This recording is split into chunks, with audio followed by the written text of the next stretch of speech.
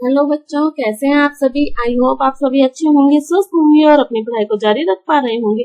आपके पढ़ाई के क्रम में आज हम फिर से हाजिर हुए हैं क्लास 10th मैथ लेकर, चैप्टर 9 लेकर, जिसका नाम है त्रिकोणमिति के कुछ अनुप्रयोग। तो त्रिकोणमिति यानी ट्रिग्नोमेट्री के क्वेश्चन को हम करने वाले हैं। इससे पहले जो चैप्टर था हमारा 8th चैप्टर, वो भी ट्रिग्नोमेट्री का था, जिसके अंदर हमने सारे फॉर्मूलाज वगैरह सब पढ़ लिए थे।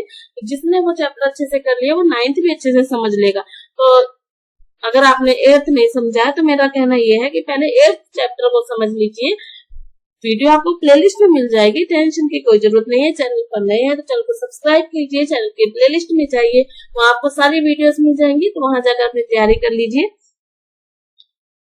तो चलिए शुरू करते हैं हम आज की अपनी क्लास को। प्रश्नावली 9.1,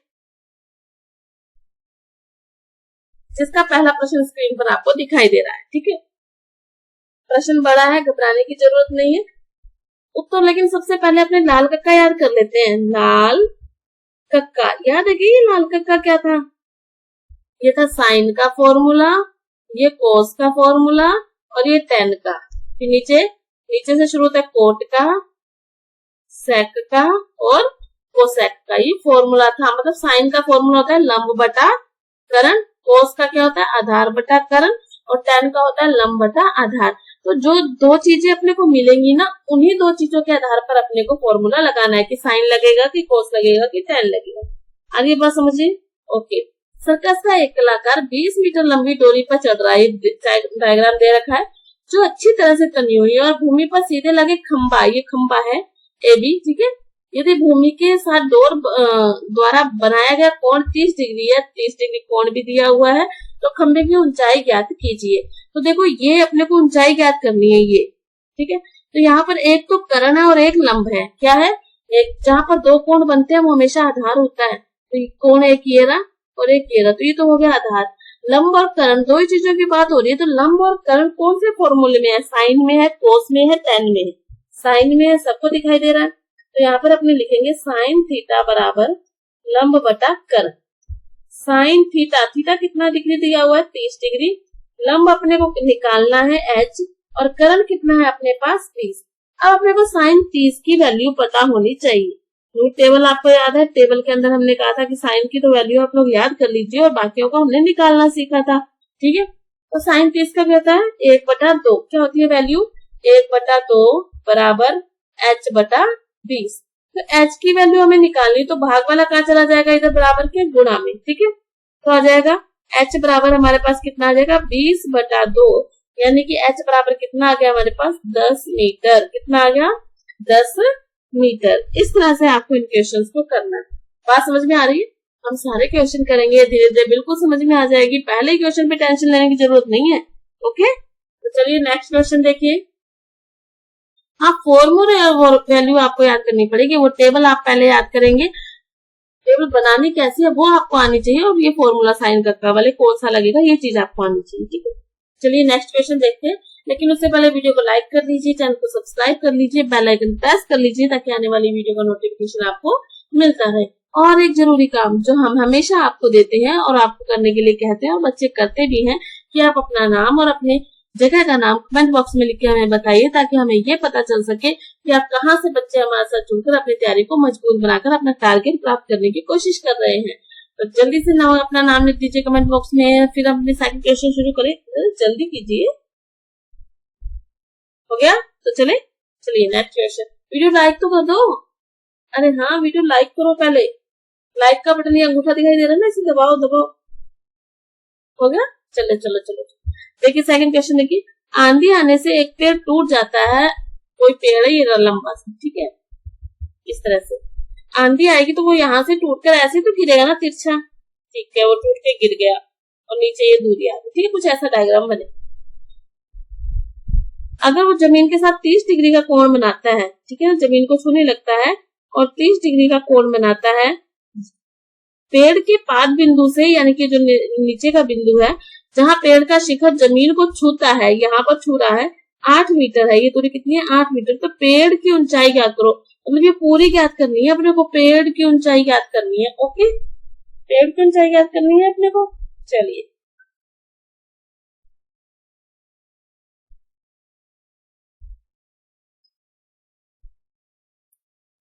अपने इसको नाम दे देते हैं, ये ए पॉइंट नीचे आ गया, ये रहा ए, फिर ये रहा बी और ये रहा सी, और यहाँ पर ये कितनी दूरी है 8 मीटर, ठीक है। इस तरह से आपका डायग्राम बनेगा।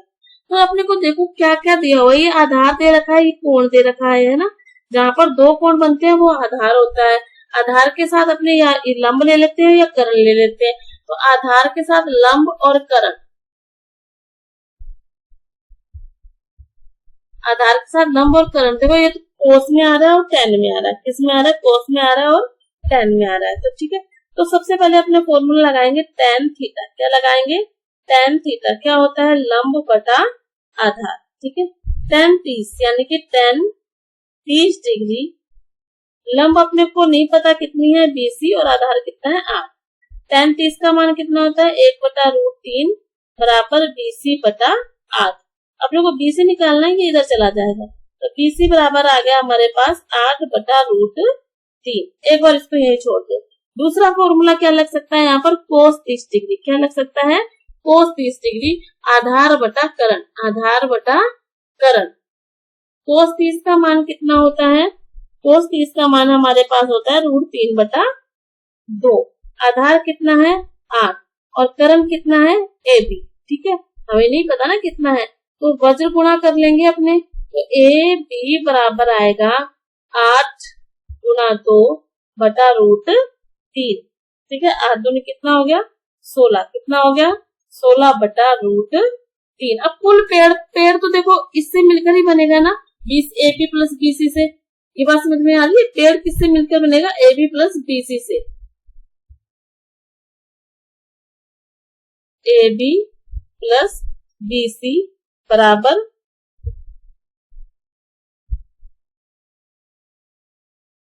पेड़ है ना, पेड़ इन दोनों से मिलकर बनेगा। तो हमारे पास BC कितना है 8/√3 और AB कितना है हमारे पास 16/√3। इन दोनों को जोड़ेंगे तो √3, दोनों में है √3 आ जाएगा और ऊपर आ जाएगा 24। कितना आ जाएगा 24। अब देखो √3 का ऊपर गुणा, √3 का नीचे गुणा, क्योंकि रूट वाली संख्या कभी भी नहीं होती है। इसको अपने बोलते हैं परिमेयकरण करना। क्या बोलते हैं, परिमेयकरण करना। क्या बोलते हैं, परिमेयकरण करना, ठीक है। तो √3 को √3 से करोगे तो कितना आ जाएगा 3, तो ये आ गया 24√3/3। रूट को संख्या से रूट की करोगे तो 3 आ गया, 3 से इसको काट दिया, कितना आ गया 8√3। क्या आ गया 8√3। पेड़ की ऊंचाई यानी पेड़ की कुल ऊंचाई कितनी थी 8√3 है। ये बात समझ में आई कि आपको ये क्वेश्चन इंपॉर्टेंट है, ठीक है। अब देखो एग्जाम में बिल्कुल सीधा तो नहीं पूछेगा, थोड़ा सा तो घुमाएगा ना, तो लेकिन डरने की जरूरत नहीं है। जब तक वाणी एजुकेशन आपके साथ है कोई टेंशन वाली बात नहीं है। आप क्वेश्चन को कैसे करेंगे, सबसे पहले तो हम देखेंगे कि दो अपने पास आधार, अपने पास लंब नहीं है, अपने पास कर्ण नहीं है, तो लंब और कर्ण के आधार पर दो फॉर्मूले लग सकते हैं। एक tan थीटा का लग सकता है, एक cos थीटा का लग सकता है। दोनों फॉर्मूला लगाकर हमने वैल्यू निकाली और पेड़ की कुल ऊंचाई, एक तो ये वाली और एक ये वाली, दोनों को तो जोड़ेंगे ना, तभी तो पेड़ पहले इतना लंबा था ना, वही तो नीचे गिर गया था। तो इन दोनों को जोड़ेंगे तो अपने पास कुल लंबाई आ जाएगी। ओके, है ना इजी सा क्वेश्चन, आ जाएगी। नेक्स्ट क्वेश्चन पर आ जाइए।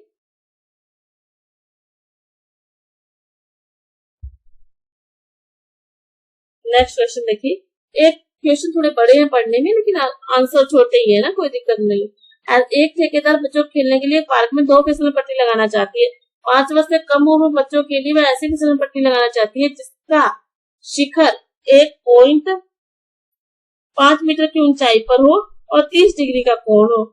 तो पहली फिसलन पट्टी तो हमने ऐसे लगा, कितने डिग्री का कोण हो 30 डिग्री का कोण हो और ऊंचाई कितनी हो 1.5 मीटर की ऊंचाई हो, ठीक है, ओके। जबकि दूसरी इससे अधिक की उम्र 3 मीटर की ऊंचाई पर और 60 डिग्री का कोण हो। ये लो 60 डिग्री का कोण हो और 3 मीटर की ऊंचाई पर हो, ठीक है।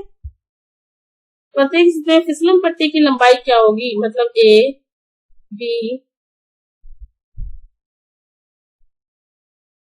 B, C, ठीक है। ऐसे अपने इसमें P, Q, R, ये P मान लो, ये Q मान लो और ये R मान लो। यहाँ पर 90 डिग्री का कोण बनेगा, यहाँ पर 90 डिग्री का कोण बनेगा। इसका मतलब नीचे वाला क्या है? आधार। नीचे वाला क्या है? आधार। ठीक है, जो अपने को दे नहीं रखा है। फिसलन पट्टी की लंबाई निकालनी है, दोनों में ही मतलब अपने को क्या निकालना है? करण। क्या निकालना है? करण। तो दोनों में अलग अलग निकल जाएगा। फर्स्ट में करण निकाल रहे हैं अपने, और अपने पास क्या है? लंब। लंब है और करण निकाल रहे हैं। लंब और करण के लिए अपने पास साइन थीटा का फॉर्मूला होता है। किसका होता है? साइन थीटा का। तो साइन 30 डिग्री बराबर लंब बटा करण। साइन थीटा बराबर क्या होता है? लंब बटा करण। साइन 30 का मान कितना होगा हमारे पास? 1/2। कितना होगा? 1/2। लंब कितना है हमारे पास? 1.5। करण हमारे पास हमने क्या मान लिया? x। वज्र गुणा कर लेंगे, या फिर x बराबर आ जाएगा 1.5 गुणा 2। 1.5 को 2 से गुणा करेंगे तो कितना आ जाएगा? 3 मीटर। ये तो फर्स्ट डायग्राम से हो गया। सेकंड डायग्राम में भी क्या लगेगा? यही लगेगा, साइन 60 लग जाएगा। साइन 60 बराबर 3/x। करण को हमने x मान लिया। साइन 60 का मान कितना होता है? √3/2 बराबर 3/x। वज्र गुणा कर लेंगे तो यहाँ पे हमारे पास आ जाएगा x बराबर 3 गुणा 2 बटा √3। ये ऊपर वाला नीचे आ जाएगा, नीचे वाला ऊपर चला जाएगा। ठीक है, तो यहाँ से x बराबर हमारे पास क्या आ गया? 6/√3। अब मैंने कहा देखो नीचे रूट की संख्या नहीं होनी चाहिए, तो परिमेयकरण करेंगे। √3 और √3 ऊपर भी गुणा नीचे भी गुणा, तो नीचे क्या हो जाएगा? 6√3/3। 3 से इसको काट देंगे तो कितना आ गया? 2। कितना आ गया? 2√3 मीटर। कितना आ गया? 2√3 मीटर। तो इसके अंदर 2 क्वेश्चन बन रहे हैं, दोनों अलग अलग बन रहे हैं। एक तो फर्स्ट ये बन रहा है, सेकंड ये बन रहा है। ठीक है, और दोनों से अपने को करण की लंबाई निकाल लेनी है। ओके, कर लेंगे, कोई दिक्कत तो कमेंट बॉक्स में मुझे जरूर बता दीजिएगा। नेक्स्ट चले, नेक्स्ट क्वेश्चन देखिए। भूमि के एक बिंदु से मीनार के पाद बिंदु से 30 मीटर की दूरी पर है। मीनार के शिखर का उन्नयन कोण 30 है, तो मीनार की ऊंचाई, ऐसे मीनार है, इस तरह से डायग्राम बनेगा। पाद बिंदु के बीच की दूरी कितनी है? 30 मीटर है। कोण कितना बन रहा है? 30 डिग्री बन रहा है। A, B, C, यहाँ पर कितने डिग्री कोण बनता है? 90। इसका मतलब ये क्या है? आधार। क्या है ये? आधार। ये क्या है? लंब। और ये क्या है? करण। अपने को लंब निकालना है और आधार दे रखा है, तो लंब और आधार, लंब और आधार के आधार पर कौन सा लंब और आधार किसमें आ रहा है? tan में। किसमें आ रहा है? tan में। tan थीटा बराबर क्या होता है? लंब बटा आधार। tan 30 क्या हो गया? tan 30 degree. लंब कितना है हमारे पास? निकालना है अपने को, और आधार कितना है अपने पास? 30। tan 30 की वैल्यू कितनी होगी हमारे पास? 1/√3। ये सारणी में से आती है वैल्यू। ठीक है ना, लंब बटा 30, और इसको यहाँ से ले जाएंगे क्योंकि अपने को लंब निकालना है। वज्र गुना करने में, तो लंब बराबर क्या आ गया हमारे पास? 30/√3। अब रूट की संख्या तो नीचे नहीं होनी चाहिए, तो √3 का ऊपर गुणा, √3 का नीचे गुणा। नीचे क्या बन जाएगा? 3 बन जाएगा। √3 को √3 से गुणा करोगे, अब तो समझ गए होंगे। 3 को 30 काट देंगे तो कितना आ जाएगा? 10√3। कितना आ गया? 10√3। है ना आसान सा क्वेश्चन? है ना इजी सी प्रश्नावली? ट्रिग्नोमेट्री तो वैसे ही बहुत आसान है। चलिए नेक्स्ट क्वेश्चन देखिए। भूमि से 60 मीटर की ऊंचाई, भूमि से ऊंचा 60 मीटर की ऊंचाई है, पर एक पतंग उड़ रही है। पतंग में लगी डोरी को अस्थायी रूप से भूमि के एक बिंदु पर बांध दिया गया है, जहां से उसका कोण 60 डिग्री बन रहा है। डोरी की लंबाई, तो डोरी तो यही होगी ना, करण। क्या होगी? करण। ये A, ये B और ये C। जहां 2 कोण बनते हैं वो होता है आधार, और ये होता है लंब, और सामने वाला क्या होता है? करण। तो अपने को देखो 2 चीजें कौन सी दे रखी है? एक तो लंब और करण। लंब निकालना है, लंब दिया हुआ है, करण निकालना है। लंब और करण के आधार पर कौन सा फॉर्मूला सही बैठता है? साइन थीटा क्या होता है? लंब बटा करण, तो साइन थीटा लगेगा। ये चीज आपको कंफ्यूजन दूर हुआ कि नहीं हुआ कि साइन लगेगा या tan लगेगा? जो चीज अपने को निकालनी होती है, अब यहाँ पे आधार का तो कोई लेना देना ही नहीं है ना, करंट निकालना है, लंब दे रखा है, तो लंब और करंट किसमें है, साइन थीटा में। साइन 60 की वैल्यू कितनी होती है, साइन 60 की वैल्यू √3/2 बराबर 7/x। अब वज्र गुना कर लेंगे, ठीक है, यहाँ से x ऊपर चला गया और √3 नीचे आ जाएगा, 2 का गुणा सामने ऊपर हो गया बटे में √3। अब √3 का ऊपर गुणा, √3 का नीचे गुणा, तो नीचे क्या बन जाएगा 3, 3 से इसको काटोगे तो कितना आ जाएगा 20, 20 को 2 से गुना करो कितना आ जाएगा 40√3, कितना आ गया 40√3। कैलकुलेशन तो अब आपके फास्ट हो ही जानी चाहिए ना, वो जितनी ज्यादा आप प्रैक्टिस करेंगे उतना ही आपके लिए आसान रहेगा, कैलकुलेशन उतनी अच्छी होने वाली है आपकी, है ना।